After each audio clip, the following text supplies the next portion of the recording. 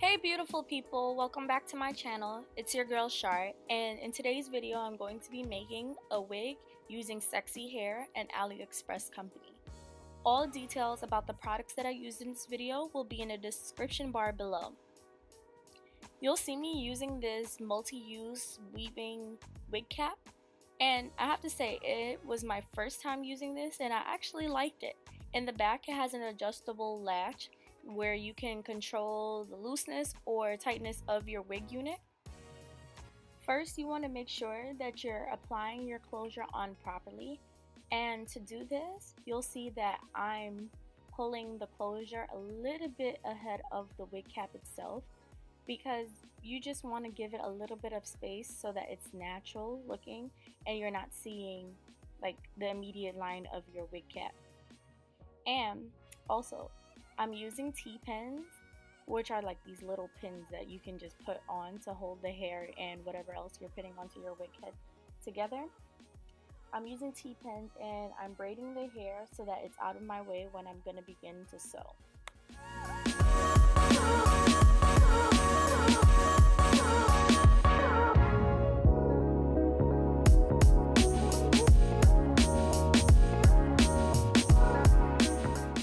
Here you'll see me start stitching, and you're going to notice that I'm going to be stitching very close to the previous stitch because you don't want any space on your wig unit in between tracks or the closure.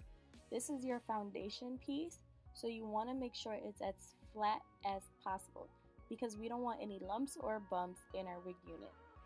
Foundation for your wig is the closure, so make sure you're doing right and stitching very close to each other. This video is going to be fast forwarded a bit so that you guys can just see the technique. You already saw how to do it, so it's pretty much the same thing all around the closure.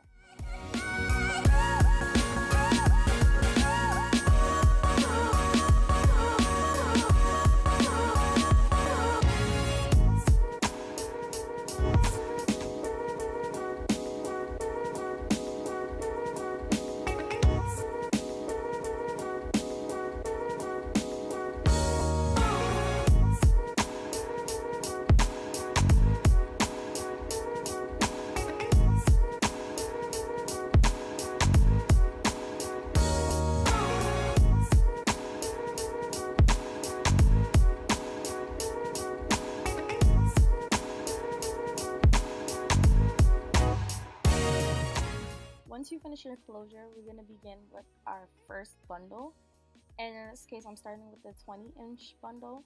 You're starting at the back. You want to make sure that you're not sewing on the adjustable strap line. You want to sew above it because you're going to end up using the adjustable latch if you need to. In order to start sewing on your bundle, you want to put your needle through the double weft, and I personally like to double weft my tracks. I don't like to single weft it, especially in the back. I just want to make sure I'm using the hair and doubling up to make it more full. And essentially the same type of stitching that I did on the closure is the same that I'm going to do for sewing my bundles on.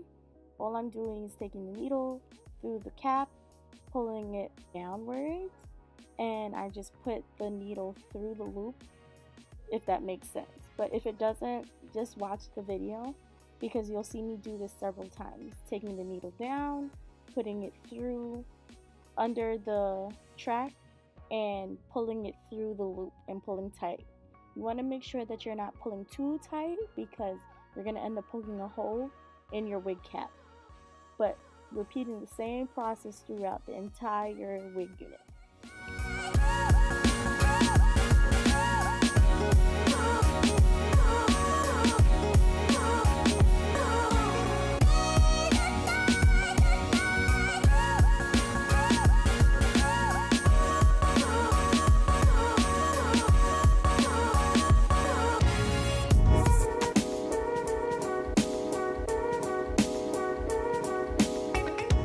When you've reached the point that you want to flip over your track, you just want to flip it over and continue the same type of stitching, but you want to make sure that you're securing that end piece really tight so that it's flat, because you don't want it to be bumpy when the whole wig decides to lay. You want to make sure you're doing every single thing that's tight.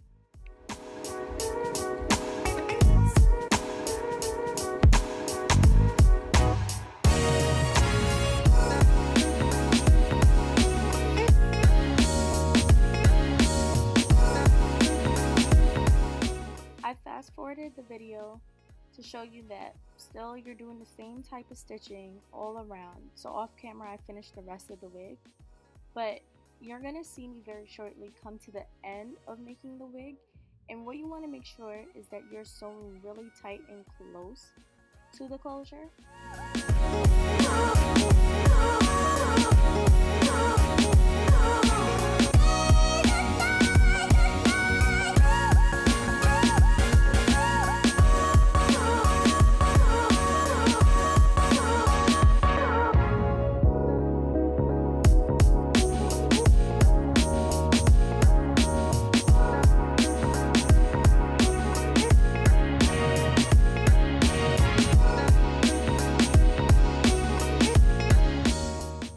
Next clip, you're going to see me actually sew through the closure and connect the track, because you want to make sure that your wig is as flat as possible.